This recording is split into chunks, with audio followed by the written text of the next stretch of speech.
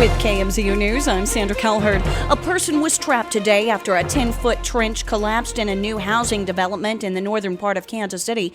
Authorities say the emergency call came in around 12:40 a.m.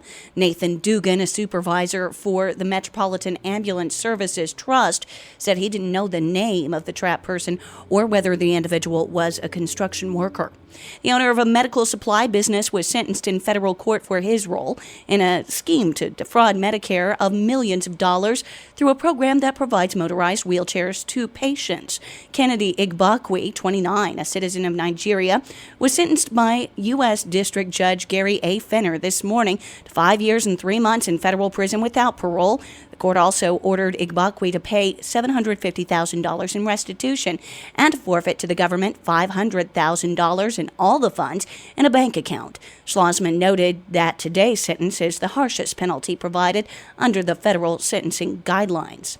Missouri Senator Claire McCaskill says she's getting tough on wasteful spending in Washington. McCaskill, Missouri state auditor before she was elected to Senate in November, says the key issue for her is accountability. Why aren't the people that make these mistakes and cost taxpayers all this money, is there no accountability? Why is there no discipline? Why doesn't anybody lose their job? McCaskill has recently questioned the Secretaries of Defense and Homeland Security, along with military officials and federal auditors, about auditing procedures and what she calls abusive spending practices. She's critical of several Defense Department practices, including what she estimates to be more than $100 billion in purchases without competitive bidding. That's news on KMZU. I'm Sandra Calherd for 100.7 The Farm.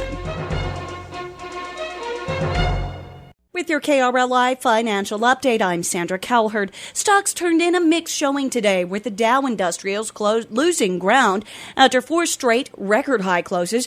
The Blue Chip Index finished with a loss of 48 points at 12,738. Declining issues on the New York Stock Exchange led gainers 6-5 on volume of about 2.5 billion shares.